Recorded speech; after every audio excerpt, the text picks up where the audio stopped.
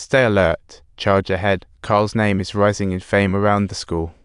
And some even claimed head dined on a kid's Twitter playground, but the good times didn't last long, as one day, Carl found himself summoned to the principal's office, who bluntly asserted he knew about Carl's what shady acts he's involved in, listing nearby school shootings due to their frequent occurrence. He decided, I want her pistol, a 9mm, and a switchblade. But no, I don't want guns, just a nice knife. I need some self-defense tools, no guns, to keep me safe from flying bullets.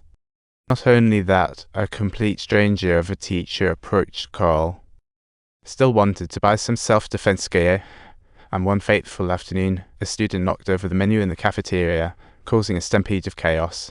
Those without weapons dove under tables while the armed ones brandished their tools, as the ghetto kids took on a fancy hotel like $1,000,000.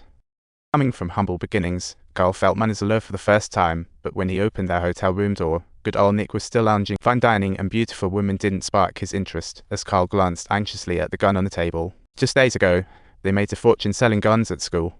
Carl wanted to grant his friend's wish, but Nick only wanted a bike.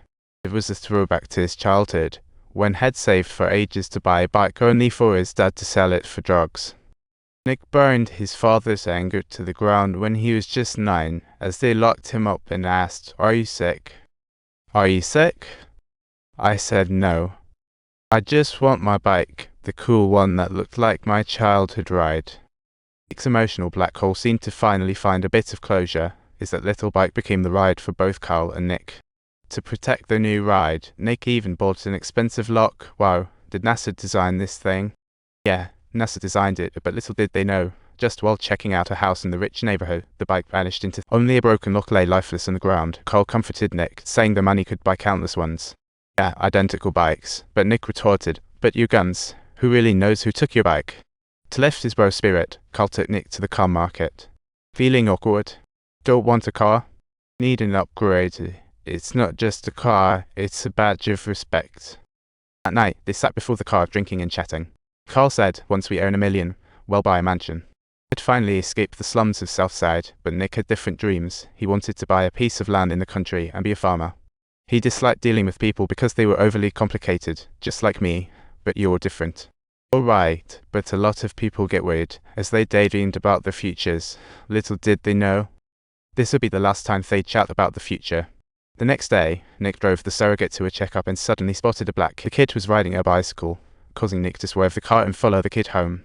Carl urged him not to act rash. Think about the farm and the sheep. Risking it all for a bike isn't worth it. Nick emotionlessly drove back home. Nick excused himself to the bathroom.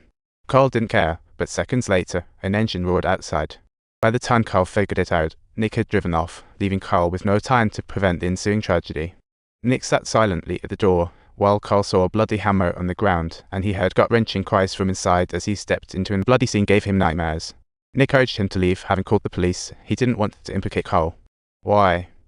As the sirens grew louder, Carl panicked and bolted, helplessly watching Nick being taken by the police, and he knew this time Nick wouldn't be coming back. That night, Carl went to his sister's boyfriend's house because their landlord was about to evict them. In the dead of night, Fiona burst in crying, having exhausted all her efforts to save the home. "I'm so tired," she sobbed. "It's okay, don't cry. My family's falling apart. There's this girl, she wants to talk to me. I don't even understand what's happening in my life right now." Carl seemed to finally grasp something. The next day, he arrived at his sister's restaurant with a large bag. "What is this?" "Just purchase some stuff to bring back home." In a bid to annoy his parents, the young black guy brought Joan for a scene. "Mom, Dad, this is Ian. Where's your family?" "I don't have a family. I don't have a family," while little dude's dad, a preacher, was officiating someone else's wedding. Yet he looked like he was lecturing his own son. The words carried warnings. "The path God has for you is straight. Don't veer off course." Meanwhile, the young black kid wrapped an arm around Ian, his eyes saying, "What are you going to do about it?" But before they finished the meal, the young dude's family said they'd had enough. At this all-black wedding, he felt a smidge awkward, especially with all the aunts pointing fingers at him. "Am I your girlfriend or just a boyfriend's girlfriend?" "No, I think my family's too traditional. I prefer my gay friends and those mildly awkward Jews who pretend to be super nice." If you liked this video, Don't forget to subscribe to my channel.